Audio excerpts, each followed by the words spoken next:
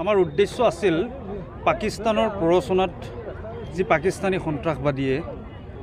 পেহেলগামত কুটাঘাত সংঘাতিত কৰি নিৰীহ ভাৰতীয় নাগৰিকক হত্যা কৰিছে তাৰ প্ৰতিবাদত আৰু ভাৰতীয় সৈনিকৰ সমৰ্থনত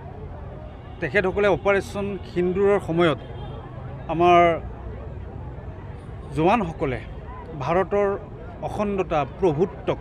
ৰক্ষা কৰাৰ কাৰণে যি চৰম ত্যাগ বলিদানেৰে ভাৰতৰ যি নেকি সামৰিক শক্তি সেই সামৰিক শক্তিৰ মাধ্যমেৰে বিশ্বক জনাই দিছে যে সামৰিকভাৱে ভাৰতীয় সৈনিক বা ভাৰতবৰ্ষ বৰ্তমান কোনোপধ্যেই দুৰ্বল নহয়। নৰেন্দ্ৰ মোদী ডাঙৰীয়াৰ যি নেকি মানে শক্তিশালী সিদ্ধান্ত, যি সিদ্ধান্তই প্ৰত্যেকজন ভাৰতীয়ক গৌৰৱান্বিত কৰিছে, লগতে বিশ্বত ভাৰতবৰ্ষৰ সামৰিক শক্তিক এক বিশেষ পৰিচয় দিয়াৰ কাৰণে সমৰ্থ হৈছে। এই চেগতে আমি ভাৰতৰ প্ৰধানমন্ত্ৰী লগতে যিসকল সৈনিকে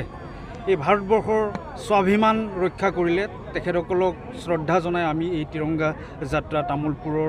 মাজমজিয়াত প্ৰায় ৩ সহস্ৰাধিক স্বতঃস্ফূৰ্তভাৱে ওলাই অহা আমাৰ তামোলপুৰ নাগৰিকৰ মাধ্যমেৰে আমি তিৰংগা যাত্ৰা উলিয়াইছোঁ।